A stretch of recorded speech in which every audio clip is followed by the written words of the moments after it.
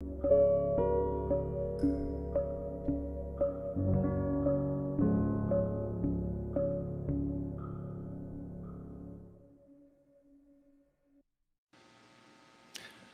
everyone, and welcome to the Sherwood Shakeup, episode 11. I'm your host, Matt Weinglass, and I have with us our co-host for today, Lizette Santiago. Hi, everyone. All Hi, Matt. right. Hey, Lizette, how are you doing today? I'm good. Just busy, Busy. busy. Yeah, well, of course, award season, Emmys, all that stuff coming up. So a lot of red carpet things going on. But also just work-wise too.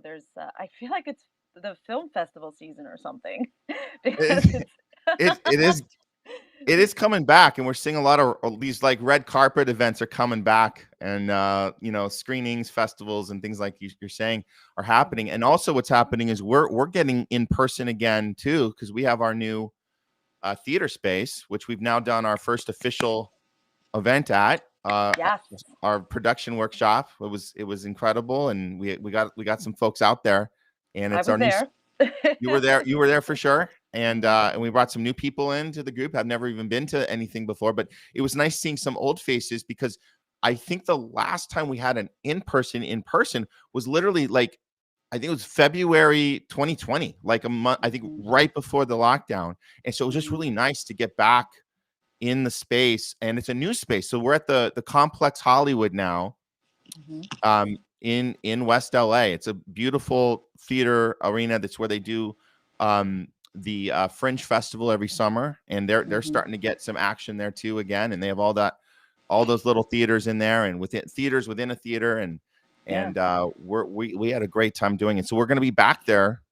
Matter of fact, I think when you did that last event, that was the start, I believe, of the Fringe Festival because I went to go see some plays that was starting. We all started at the same time, yeah. And I have to admit, I have not been to the Fringe Festival. How has it been? It's great. I mean, it's been a huge turnout. The one I had actually I was cast in a musical it's an original musical about Batman. And it was up there at the Fringe Festival, and I went to go support my friends and stuff and the fellow cast, and it was huge. It was kind of sold out, pretty much sold out. All the shows were sold out for them. So, but there was a huge turnout. So it's like people are getting more. Now you did have to present your COVID card and all that good stuff, but yeah, it was still packed. So it people was are getting packed. out there again. Excellent. Excellent. And we'll just say, I'll mention really quick before, because I want to talk about our film festival in a second here. But I want to mention we are going to be back in the complex on October 7th, which will be our next production workshop. We're doing a special director's course / director's.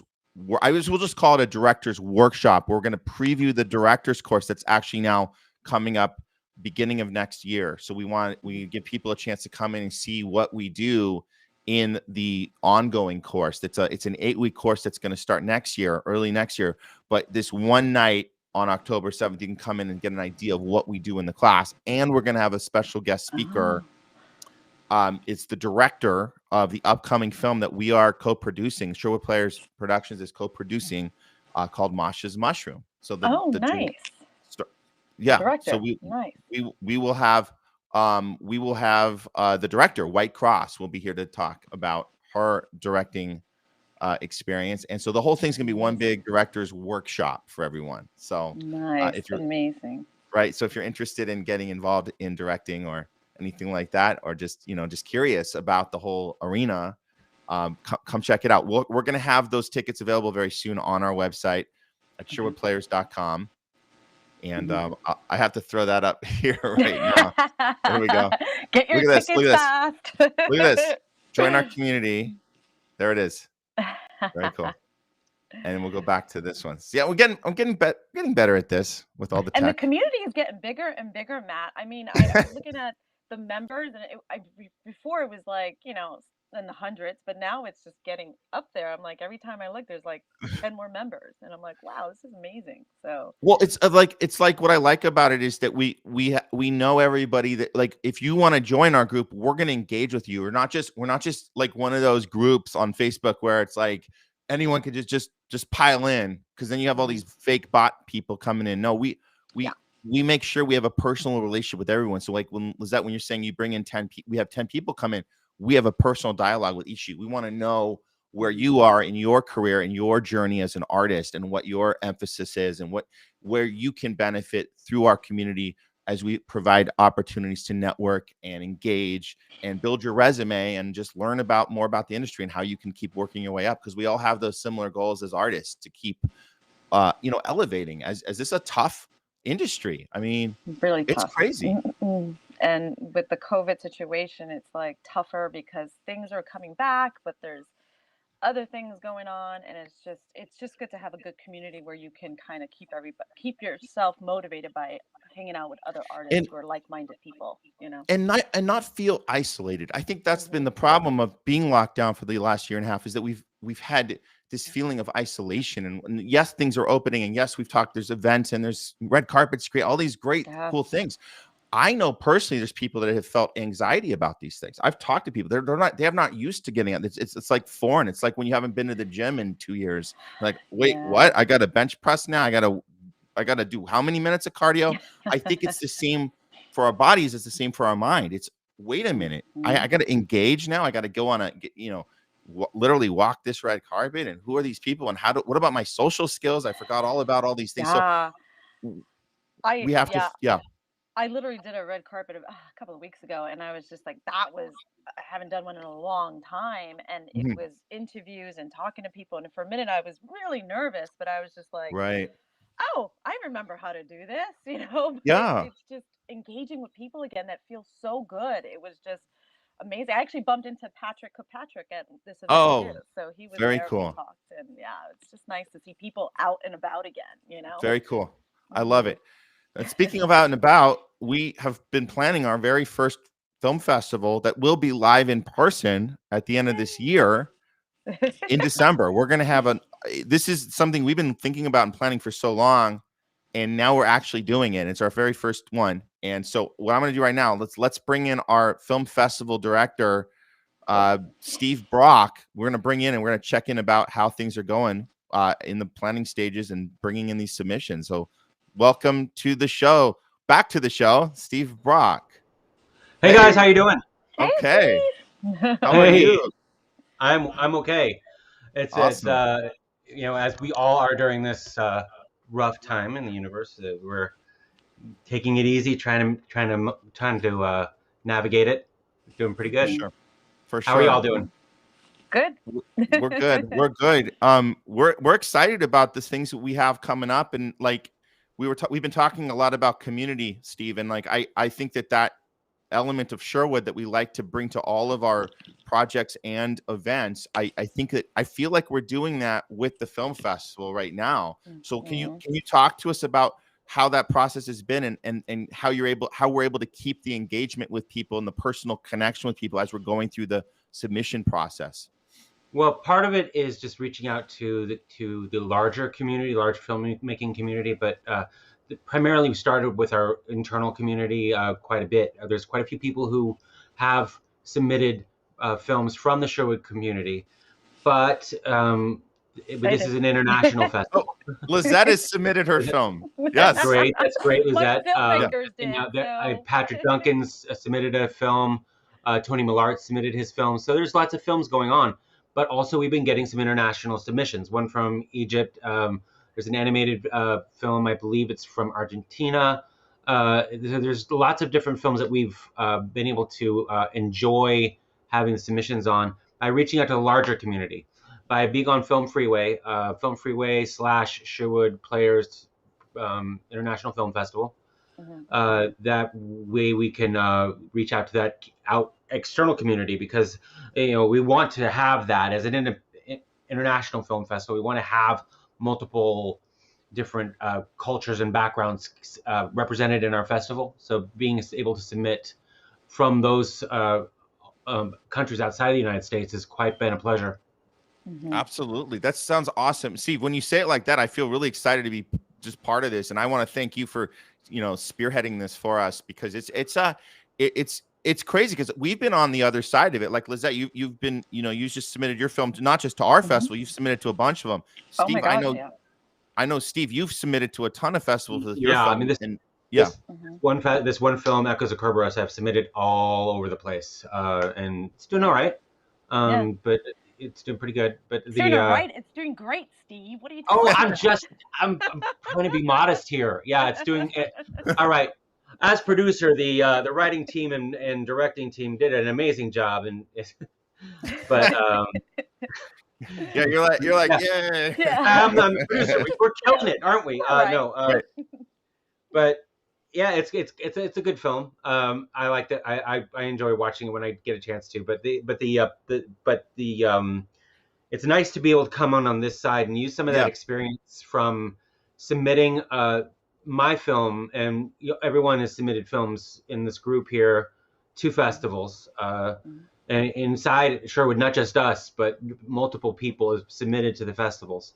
And that's kind of the blessing of being able to have that experience, to bring that full circle back around and learn from where maybe we saw some festivals make some errors in communication, errors in reaching out and in making something affordable, because our festival is affordable as opposed to some festivals which are not, to say it lightly. And it's an affordable festival without being.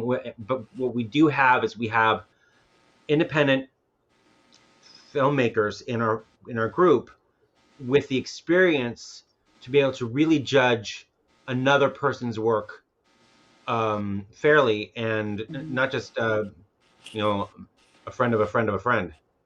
Exactly. Yeah, that's important. Well said, Steve. So I put our link up. You join our community, that you can get involved in all sorts of ways, but you can go right to click right on the box on sherwoodplayers.com, and you could the film festival submission. It'll go right to our page at Film Freeway, and you do have to have a Film Freeway account set up to submit, which we recommend to all filmmakers to have a Film Freeway account set up, because you have access to every festival under the sun to do when you do that. And it's absolutely free to create an account with Film Freeway. They don't charge. They make their money elsewhere, but they don't charge to create an account. You can start submitting to festivals immediately, and and there are some. I mean, our festival's affordable, and if you just want to get your feet wet, there are free festivals. But I don't know how quality they are, but they're definitely something to get your feet wet in the process of submitting, and then come on to our festival, because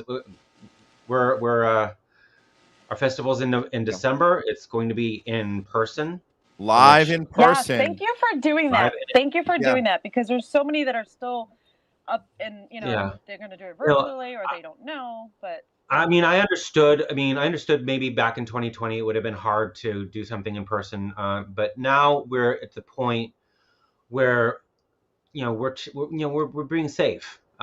People are coming in with what we need to have them to be safe with, which is good, and people are being responsible, which is also nice. So then to us, we felt that an in-person safe festival was the best way to go. I found when I did a few one in-person festival recently, Lizette was at it too. I'm everywhere. You've been all over the universe. But it was so nice to have that in-person contact.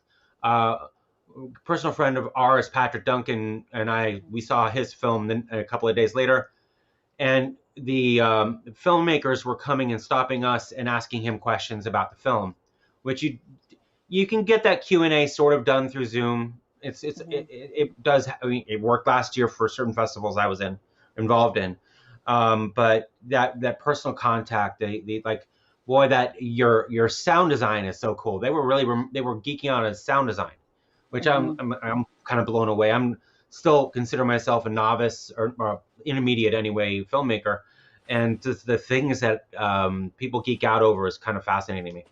Awesome.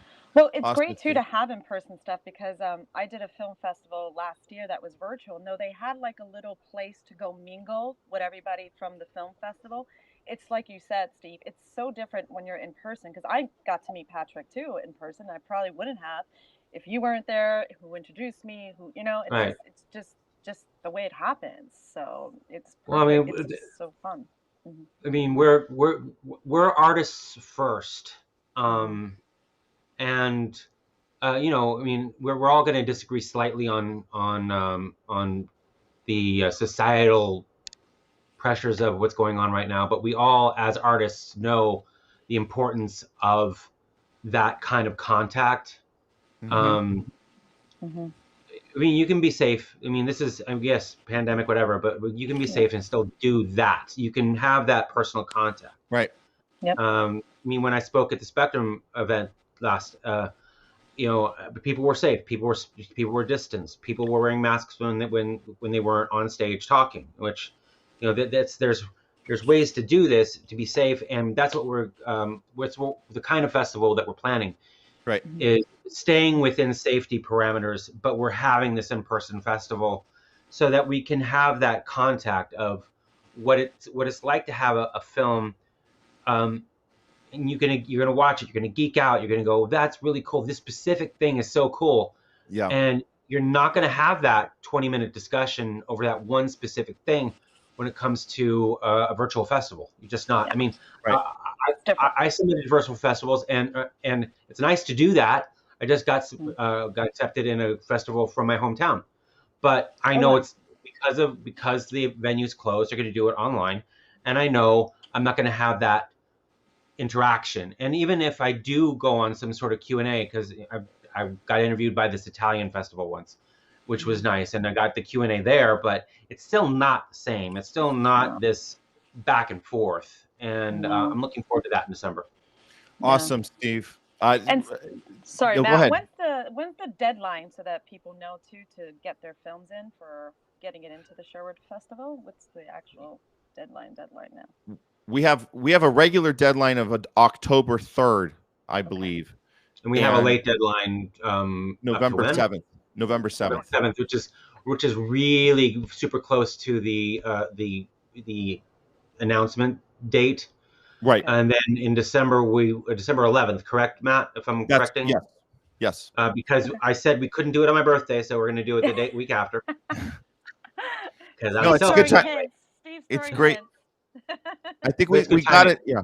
It's good timing, and people, you have your films, you get your Film Freeway account set up if you haven't, and submit to ours right now before October 3rd, and then you can get the the low price and the discount and everything like that. So Absolutely.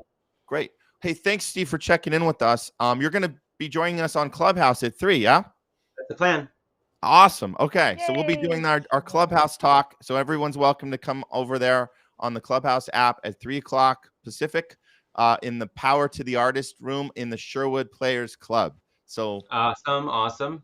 thanks so much, Steve, director of Good seeing art. you, Matt. Good seeing you, Lizette. Absolutely. Bye, Steve. Good Bye, seeing you Steve. too. Bye. Take it easy. Okay. Mhm.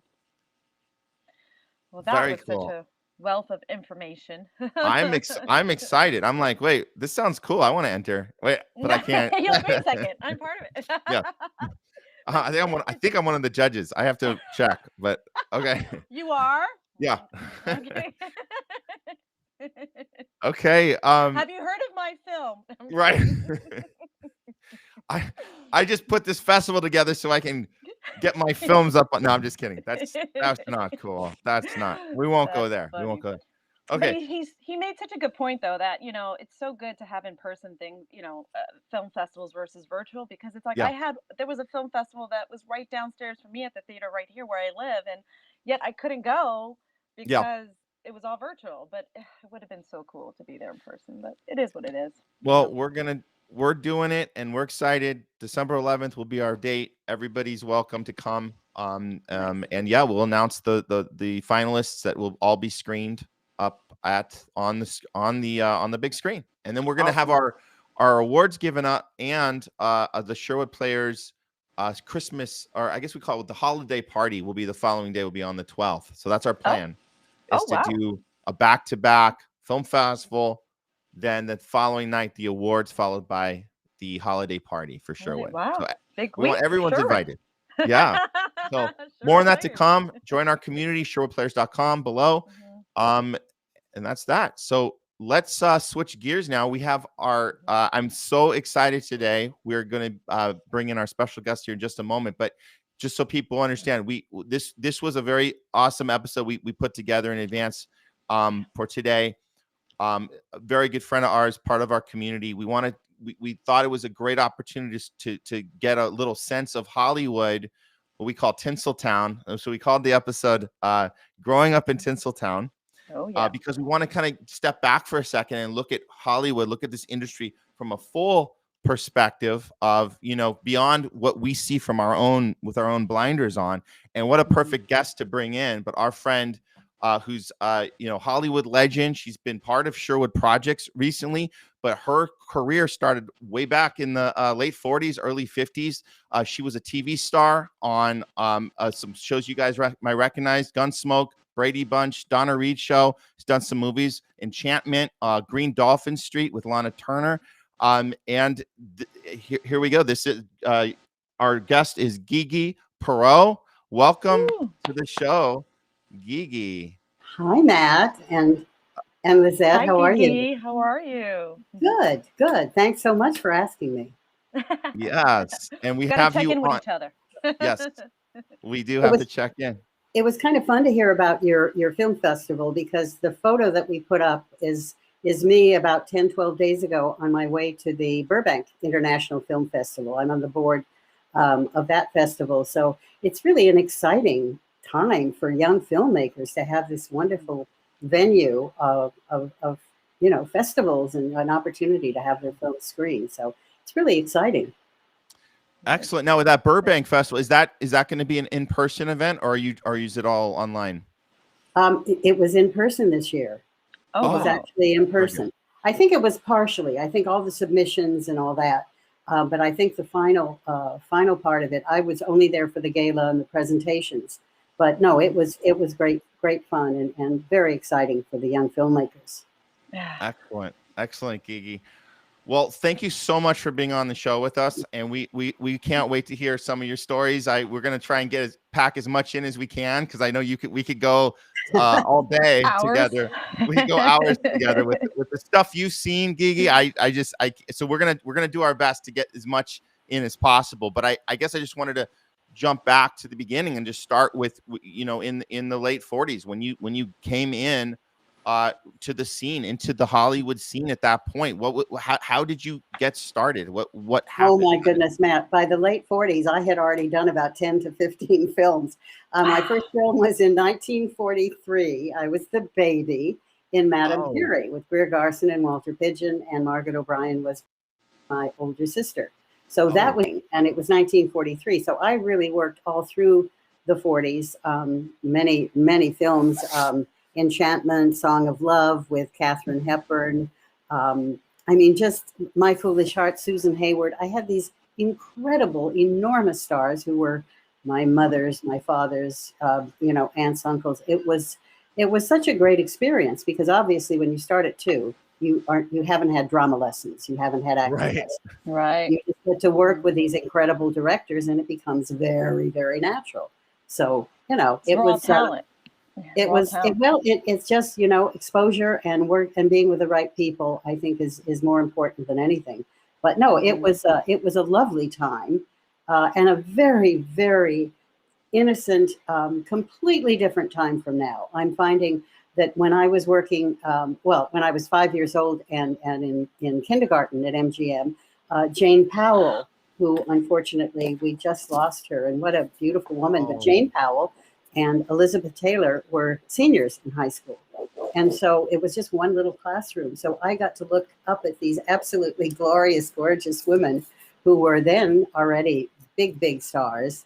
And so it was great. And the little schoolroom there. And then when I was under contract to Universal Studios, the Little Red Schoolhouse there also was just a place where I went to school. I could walk around the lot. It was way before the tours and the whole big deal with the Universal, tour situation. But no, I could walk around and I'd visit people in the makeup department and in wardrobe, and I'd go into the commissary sometimes all by myself for lunch, and they just bring me what I wanted, which was a patty melt and an orange freeze, and I just every time I went in, and it was fabulous. That's great. You know, it just continued. It just continued, Matt. Right. And Lizette, it just, you know, one thing led to another. It was very simple for me. I went to my regular school, and then when I worked, I was getting school on the lot. And also, it was not the huge business that it is today. I mean, complex players, if they made $150 to $200 a week, that was, you were excited. I mean, that was fabulous. Right.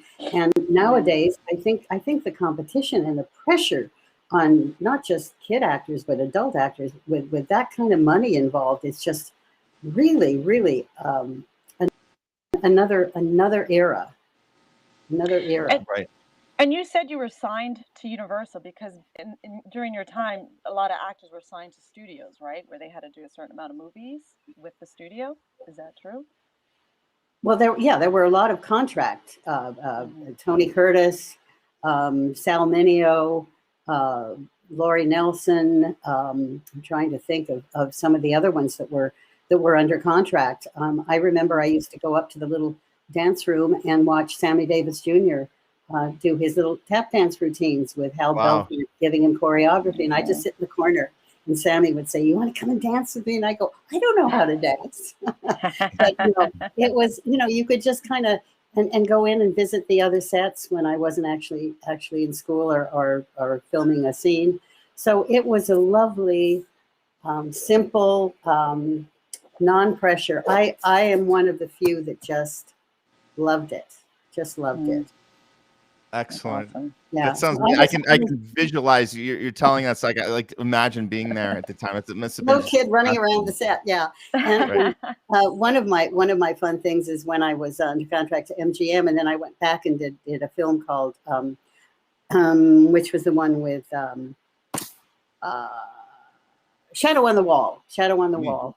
Ann Southern was the main lead, and Nancy Davis was my psychiatrist. I was an 8-year-old child who saw a murder, and Nancy Davis was there, the future Mrs. Ronald Reagan, of course. And so she was just so much fun, and I can still see it. My mother on one side of me, Nancy on the other side, holding my hand, and we would skip down to the commissary singing "Take Me Out to the Ball Game." Why? I have no idea. But we would just and sing it over and over, and we would go to the commissary and then have lunch. So, you know, the wonderful, wonderful people that I worked with and that were my parents. It just goes on and on and on. Nancy Davis, Susan Hayward, Katharine Hepburn, Linda Darnell. You know, I like to bring up this one picture we have of you, because you got to tell us about, because you played Lana Turner's daughter in Green Dolphin Street, and you have this picture is really awesome. I'm gonna bring this up. There we go. Yes, I think I was all of 3 years old. Oh my God. So I have to be very honest. I don't really have a memory, but I think from what I remember seeing a few clips from it, that she was carrying me out of a burning house or something at one point. So I remember that was a little, not scary, but just kind of interesting, and how they did the flames on the set and so on. But Lana Turner was, I remember her as being just lovely. And she was very sweet to me and very, very maternal. And I found in those days, people were so protective of the kids. There was no bad language on the set. People were kind and loving and teaching. And they, you know, I just decided from a very early age to just become a sponge on the set and learn from the directors and learn from the camera people and learn from the editors. I was allowed to go into the editing room as I got a little older to see how editing went. So, you know, you just had amazing opportunities. Wow. Now, how did the schooling work? Was the school cooperative when you go back and forth from set to school? How did that work? How did you? Well, it worked very well for me then. I was at Beverly Hills Catholic School at the beginning, kindergarten through eighth grade, and they would give my teacher the assignments, and I would keep up. I would be tutored for 3 hours a day, which was mandatory on a set for those under 18. And when I got back to school, I was always way ahead of the game. So it was kind of fun. I could sit back a little bit and already knew most of the work that they were doing. But the teachers in Beverly Hills were very, very cooperative, and they just wanted the best. They wanted the best for me and the several other kids. Tim Considine was in school with me. Timmy Considine, who was in what was the show with the brothers and Fred McMurray. Trying to think. I'll think of it. But anyway, he did quite a bit of television shows. And so they were kind of used to it. Ricardo Montalban's children went there. Timmy was the little boy, one of the little boys in My Three Sons. Oh, right. Okay. Which was a real fun early TV show that was, again, very family oriented. And so all the things that we did and that we saw were suitable for the whole family. Right. Wow. Yeah. Right. Unlike today. Yeah. So let me ask you about this, Gigi, because I think this is incredible. We know this, but it's just so hard for me to process this, that you had this opportunity in 1960 to be inducted in the Hollywood Walk of Fame. I mean, that's incredible. I mean, anyone could, it's anyone's actor, anyone's dream in Hollywood to have something like that happen. I mean, what was that experience like for you? How did that come about? And, what can you tell us? I was there for the groundbreaking ceremony. You may have a shot of that. I do. I'm going to bring that up. Yes. Oh, good. No, I was there from the very beginning. We originally got a telegram asking if I would be willing to be one of the first 50 stars honored on the Hollywood Walk of Fame. Well, yes. Hello. The answer is yes. I would love to be. I was 19 years old, and I believe I am the only person from that groundbreaking ceremony that's still alive. So it was way back then, 1960. You can kind of see on the gold-plated shovels. And that beautiful woman with me is Linda Darnell. And she was an actress that I worked with in The Lady Off when I was a little girl. And she was absolutely the loveliest, most amazing, big movie star. And you can see I'm wearing a little pink kind of a car coat and quite simple. And there was Linda in her gorgeous full-length mink and hat. Amazing. And I mean, she was always, I think that's one thing that I kind of miss, is that for everyday items and interviews or whatever, actors in those days dressed up.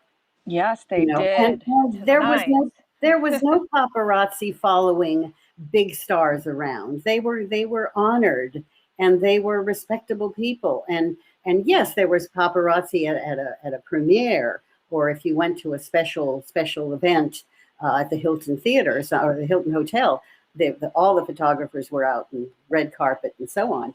But they never bothered people the way they did. So this was an extraordinary day. I remember it was wonderful. I think the mayor was also there. Charles Coburn was there. Someone can Google it and find out who was there. There was quite an impressive group of people, and it was very exciting. So it was right at the corner of Gower and Hollywood Boulevard, and then the stars started from there going west. So they didn't start at Hollywood and Vine, and they went, yeah. So your star is located. Do you know exactly where it's located? I know exactly where it is, because when little cousins and friends come, they always say, "Can we go see your star?" And I go, "Oh, okay." I'm kitty cornered to the and it's right in front of, I think there's a hotel there now. There used to be a parking lot. And so I was kind of where the cars drove over back and forth. And there I was in the middle of the driveway. And one day I was seeing something at the Pantages Theater, and I was with some friends, and the gentleman that was pushing the cars through and so on, and they looked at him and they said, "Guess what? That's her star." And he kind of looked at me and thought, "Oh, Isn't that sweet? That dear lady thinks that's her star. Oh my Oh God. no. And it was You only really, knew. really, really funny. But If so they now, only knew. Yeah. now the parking lot's gone. There's a beautiful building there, and I'm still there. I think Jack Parr. I'm next to Jack Parr, and about, I don't know, 5 stars east of Argyle. But no, it was very exciting. And even to this day, if I'm talking to someone and they hear my name and they say, "Oh, I think we've heard that name," and so on, and then if it comes up that I have a star in the hall, that just seems to make their day. I'm kind of amazed about that. But it really, I think it really is. It certainly was an honor, especially in those days. I'm not sure quite how it works now, but I think it was very prestigious, and I'm very proud of that, frankly. Awesome. So cool. What a great That's story. amazing. So Guy, I want to let the audience know this, that understand that, we have a relationship with you for the last several years. And I just wanted to remind, anybody who knows this, we were introduced, actually, I believe your son, Anthony, who we had been working on another project with, he said, "Hey, because we were just getting our community going at the time. I think this was like in 2015, 2016. We were just getting our community kind of up and going." And he said, you got to talk to my mom. She would Gigi, you have to engage with. So I always was happy that I had that chance through him to talk to you first. And I remember calling you and just having that first conversation, and you were just so open and just so just giving to us and what we were trying to do and kind of align. And I just wanted to thank you for that. Or just that first phone call, I remember very clearly, and that you just made yourself available to us because you understood that we were about community and about, bringing people up and educating people. And you were also a teacher as well. You're a drama teacher. And so you understand, just as far as giving back what you've learned and building up other people and bringing them up through the same thing and teaching them the lessons that you had to learn. So I just wanted to thank you for that, Oh, you're so welcome. I mean, to me, to be part of Sherwood Players since 2015, I'm just so impressed, Matt, with what you do too, and to see young actors and producers, and you are such a go-getter, and you've done such a variety of things. I mean, I'm the one who's impressed, believe me, of all the things that you've done. But the first thing we did together was Crash. Yes. So Crash, this thing has been this ongoing in development project, and we hope to be able to finally release it publicly. But what you brought to it and have brought to it has been incredible, because we basically created this entire universe, the superhero universe, but it's got the cause of, it's a superhero that stops people from distracted driving. So there's a rooted cause behind it. And I think that just bringing you in, and we had the amazing opportunity of bringing in our dear friend Ed Asner, who recently passed. He's part of the group, and but just everybody in between, all the different ages. We had age ranges in this group, from the young, we had the little 8-year-old up to Ed Asner and 90 being part of this thing. And the characters are so fun. The character you play, the grandma Swift, she was a little nutty. It was really, really awesome. I would love, I can't wait to when we actually release this publicly. So we're still shopping it around and figuring out a way to get it out there. But we've been able to watch it and screen it within our group, and people have given us excellent reactions to what we've done with this. So thank you for being part of Crash. Well, that was a lot of fun. And also the Barefoot project that we did. Now that one, we can not only talk about Crash, but this one has been released publicly. So this one we're really excited about. It's the Barefoot Spirit. It's our very first audiobook we did as a collective, as a theater troupe.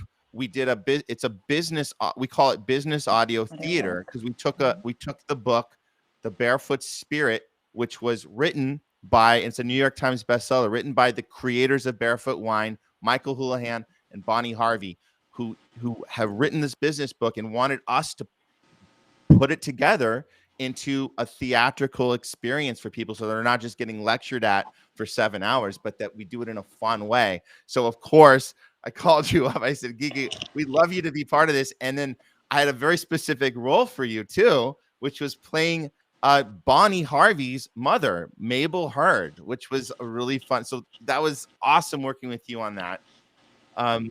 We have a clip. Ooh, yay. From Barefoot. I'm going to bring this up right now. This is a clip of Gigi as Mabel Heard, the real life mom of Bonnie Harvey, who figures out this very key lesson. It's called the no game, and I want people to pay attention to this because it's fun, and we put music, and it's the scene takes place in a restaurant. So I'm setting up the scene first. It takes place in a restaurant, and we learn in this. It's like a 1-minute clip, and we learn in this what the no game is, which is how do you keep getting no's and eventually get a yes. So Gigi's gonna demonstrate in this scene as Mabel. So here we go. You ready for this? Let's bring this one up. Okay, here we go. The no game was straightforward. Just keep trying until you get a yes. Lots of times, they cheerfully attacked getting told no as if it were a puzzle to solve. This came just as much from lessons Michael and Bonnie learned in their lives as from business experience. There was, for instance, a dinner with Mabel in the early 1990s at a Mexican restaurant in Santa Rosa. Mabel couldn't get the server to take her order. I'd like to have the vegetable fajitas, please. Sorry, ma'am, we only serve beef, chicken, or shrimp. Are you sure you can make an exception this time? I'll even pay a little extra. I'm sorry, ma'am, I wish I could. Fajitas, of course, are usually grilled meat, chicken, or seafood on a tortilla with loads of onions and peppers. Okay, then.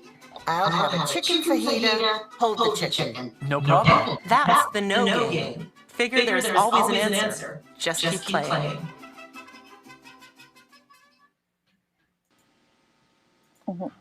Okay, that was awesome. True.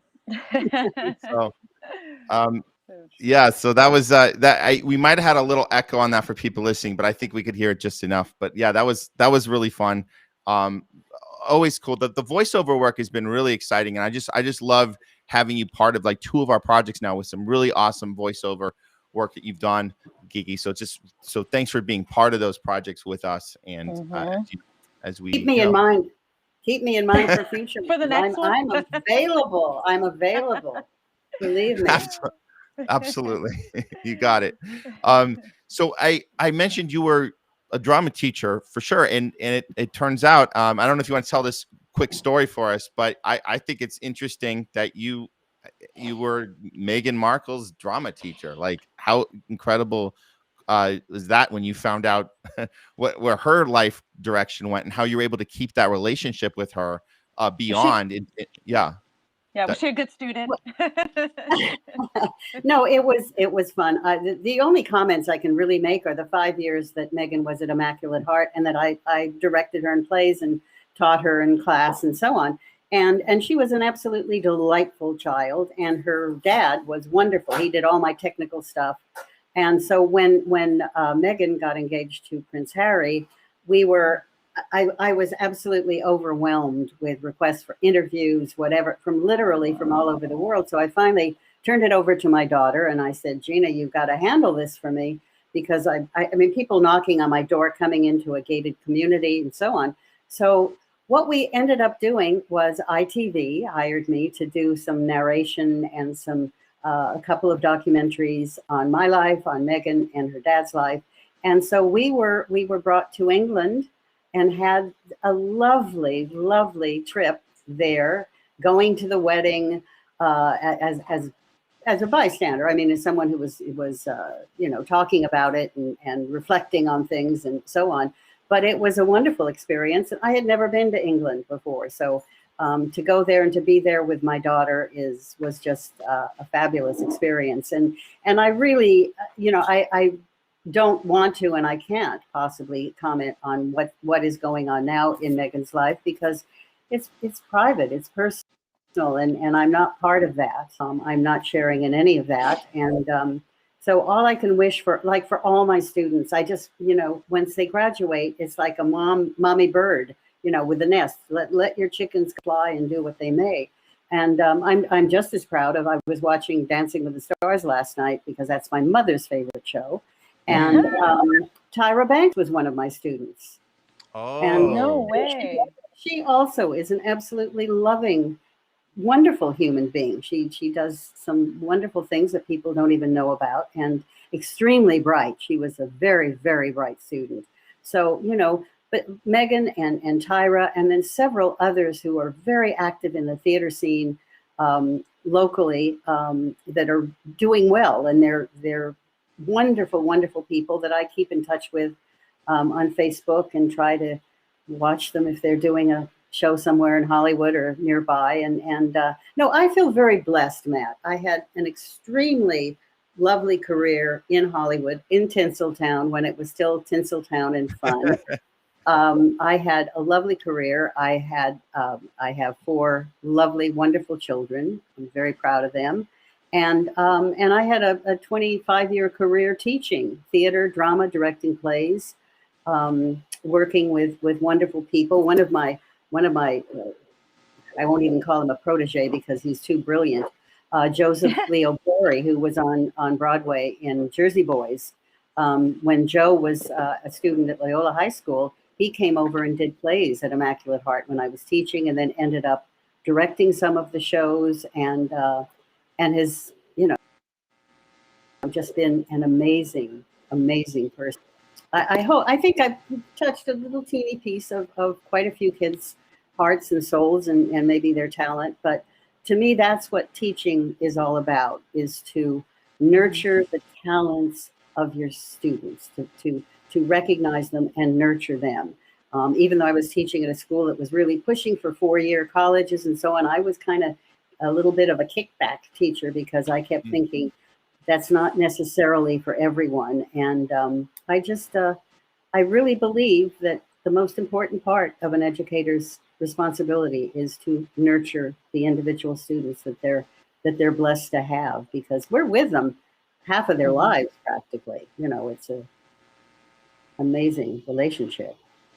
That's so well said. And just coming from the point of view of being a teacher in the arts, I think that you have that extra special bond, not to take away teaching from any other industry, but there is something about getting into that touching that creative side, that sensitive side, that delicate side, that when you make that impact, it does stay, and you can feel it, whether it's any of these these ones that become celebrities, or anywhere else, wherever their success is. I know personally, like anyone that's touched me coming up, as an actor myself, and just understanding like those particular moments happen. Those are those aha moments you have as an artist, and it's because of the teaching. So that's something I think you should be extremely proud of, Gigi, being able to do that to so many people in your 25 years of teaching. So yeah, congrats to you for that, going that direction. Absolutely. Thank you. So I just wanted to ask you, just to as we come near the end here, because we do have to get on our Clubhouse show in just a few minutes here, but I'd like to ask you, how would you say to our viewers, what's been like the most significant change that you've seen in Hollywood since you started till now? Like what would you point out for us to see? What has changed? I think it's obvious that in television and films and so on, money, really and truly. When you think that talent, these talented actors, Tony Curtis making $200 a week at Universal Studios as a contract player, and I'm not against this, but the wonderful actors, for instance, in Friends, making $1 million a TV episode. Right. I mean, there's an incredible difference. One of the things too is most of my work was done before residuals. So I don't even get compensated for most of the shows that I did. Fortunately, I've done a few things since, and I do get residuals. I did a voice quickly in my daughter and son-in-law's film, Fly Me to the Moon. They are animated feature producers, writers, directors, and this one wonderful film that they did, Fly Me to the Moon, I was able to do a little bit of work on that, and I still get residuals for that now. but no residuals for all those wonderful films that I did. Isn't that crazy? It's like, oh my goodness. Well, it wasn't, the unions hadn't union. I mean, they hadn't really figured out what they were doing. I've been a member of the Screen Actors Guild since 1958. Wow. And I'm one of the early ones, but you didn't have to be a member of the Screen Actors Guild also when you were a kid until you were 12. Right. Mm-hmm. Well, and how do you feel too about like social media? Like, actors having to have a presence on social media to like get jobs and opportunities. Is that something that, you're like, that obviously it's something new for a lot of us, but is that something you think is a good thing, Lizette, I'm having a little trouble hearing you for some reason. Me? Oh, yeah, wow. Okay. I didn't hear you say about social media. Yeah, social media, like a lot of, actors now have to have a presence on social media to get work and everything. Do you kind of agree with that, or do you feel like that's something? Well, I feel that young actors now have to create their own. One of our very dear friends, Emmy Newman, for instance, is a lovely young actress, and she creates things for herself. She creates little shows. She creates blog. I mean, she writes. She directs small things.